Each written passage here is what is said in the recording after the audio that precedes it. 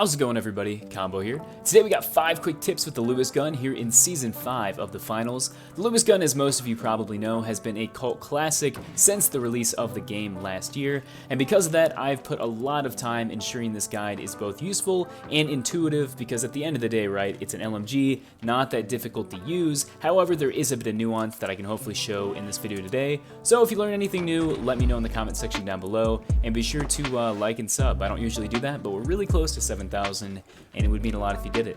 Anyways, I'm gonna quit yapping. Let's get right into it.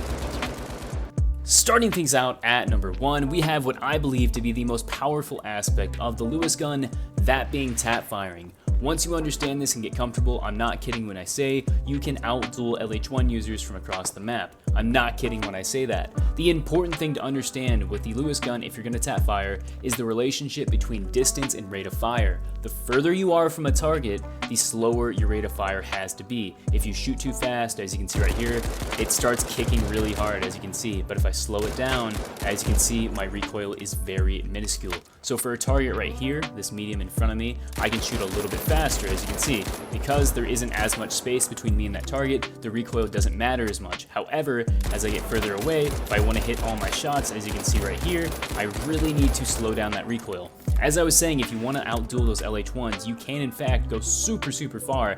I think over here, yeah, I'm 80 meters away from this target. If I slow it down once again, I can in fact hit all of my shots, but I have to dramatically slow down my rate of fire. As you can see here, I kind of whiffed a few there because I couldn't really see the target.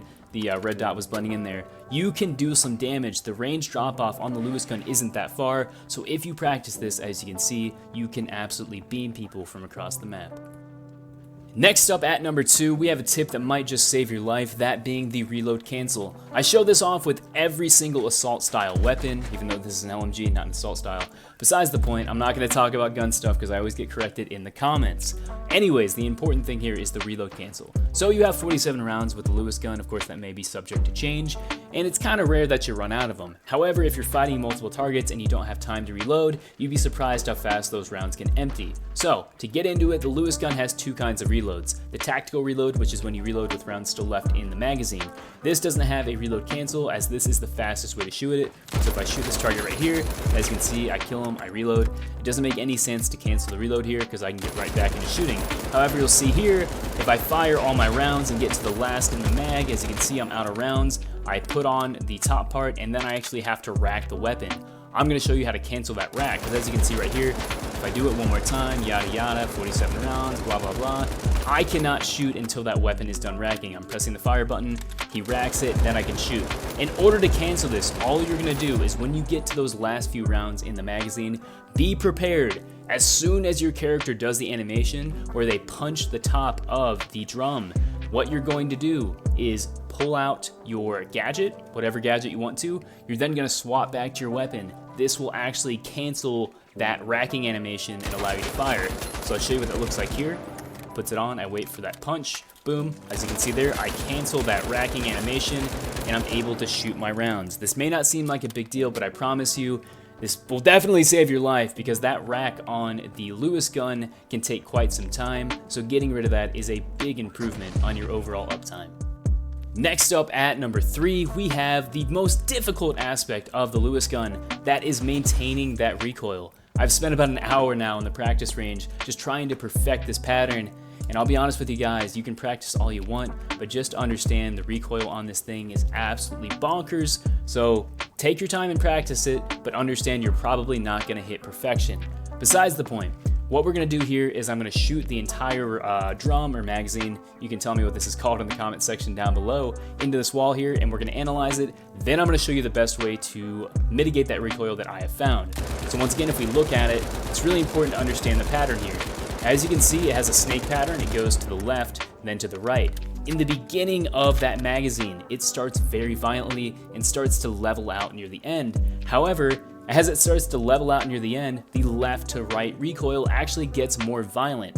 So this is the most adaptive recoil maintaining method you're going to have to do. And I'll explain it here. This might be a mouthful. I apologize. I'm trying to explain this the best I can. But once again, this is very difficult.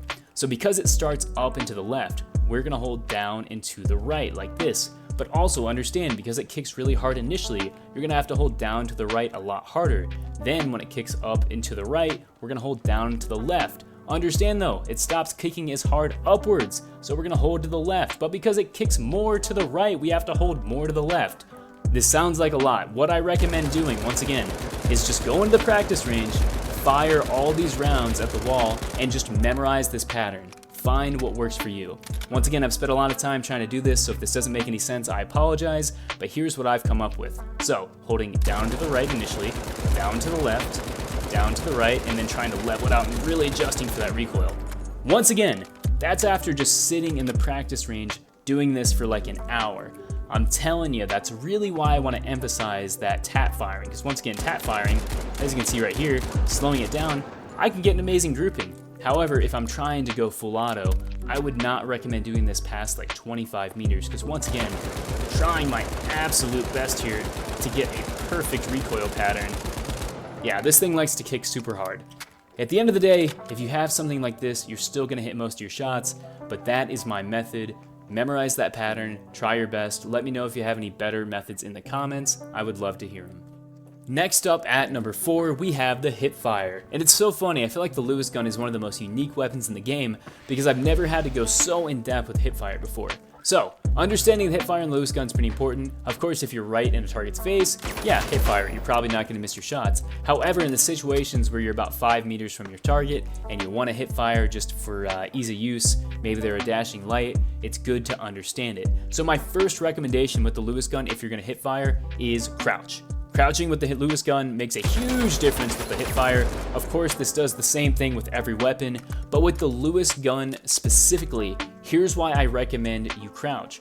Because as you can see here, once I start Hitfiring, past those first 15 rounds, the accuracy on this thing, look at this, gets absolutely horrible. After those first 15 rounds, it's so bad. So if you want to mitigate that, make sure you're crouching. As you can see here, if I crouch, yeah, I still get a lot of that spread, but it's much more manageable. The other method you have, once again, within 10 meters, is after you fire those first 15, what I like to do is aim down sights, because by that point, if you're gonna hit fire, I actually like to move backwards a little bit. Once again, creating that space, giving me the ability to aim down sights, because generally, I would say the Hitfire on the Lewis gun is kind of weak. Once again, you do have a lot of shots, but you're always gonna be more consistent with the ADS. You're not gonna be able to hit headshots as consistently with Hitfire unless that target is in your face. So once again, for those first 15, yeah, go ahead, Hitfire. But eventually, as you can see there, you want to aim down sights. But if you really, really wanna Hitfire, if you're gonna do it, just make sure you crouch beforehand, and as you can see, you can hit most of your shots. And finally, at number 5, we have a bit of a 2-for-1. These are more just gameplay-oriented choices that I think will very much benefit you. The first one, I don't normally do this with my weapon tip videos. This is the first time, and hopefully the last, that I have to do this. The sight on the Lewis gun is objectively bad.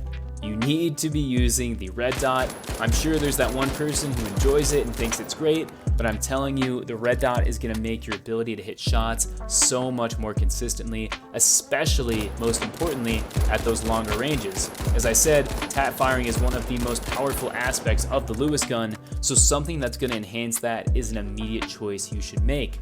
The next one here, although this is a bit niche, you need to understand that the Lewis gun has some of the worst in-air accuracy in the finals. So if I jump up here and try to hit this target, once again, I'm doing my best to stay on him here. Yeah, I might hit like maybe 10% of my shots. So generally speaking, unless you have the jump on a target, and even then, I would wait till you hit the ground. Do not try to shoot this thing from the air because you are going to miss just about every shot. So once again, use that red dot, make sure you're on the ground if you're gonna use it. Because the Lewis gun is powerful, it is a grounded weapon, make sure you hit fire while you're crouched. You wanna make sure that you're not in the air and you got the red dot. Do all those things and I'm telling you, you're gonna have a much better experience with this monster of an LMG. Anyways everyone, I do hope you enjoyed this video. If you did, be sure to let me know in the comments section down below. I kind of made this video because yesterday while I was streaming, I actually ended up accidentally using the Lewis gun. It was actually my first time using it in a live match, and in a lobby with rubies, I actually dominated and dropped the most kills and damage. We still unfortunately lost, but that's besides the point. Also, with this video, for those who've been keeping up with me, this marks the last weapon guide that is at base So at this point, I have covered a guide or 5 quick tips for every single weapon in the finals. I don't know, I just wanted to put this at the end. I thought this was kind of a cool little trivia fact for you guys. So I also wanted to take the time, of course, as I always do, to say thank you so much for all the support and following me on this journey. At this point, I think I'm going to go back, of course, finish all the gadgets, but also re-review weapons that maybe got updated or changed to make the guides more accurate. So let me know what you want to see in the comment section down below.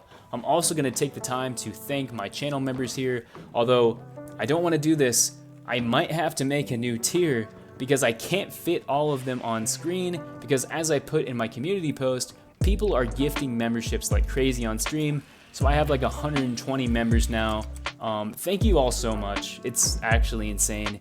You guys make my day. I might make a new level once again just so I can, like, you know, make this easier, because I want to thank all of you. I want to put your names on screen, but I want maybe a more streamlined way to do it. I don't know. We'll see. I'll find a way to do it. Who knows? I don't like to ask you guys for money. Anyways, I am rambling. Thank you so much for the support recently. Hope you enjoyed the video. Let me know if you liked it, you hated it, if you want me to put anything different in the next guide. Who knows, man? This has been Combo. Thank you so much for coming and watching. I've been in the practice range doing recoil patterns for so long, so I'm going to bed. Talk to you guys later. See ya.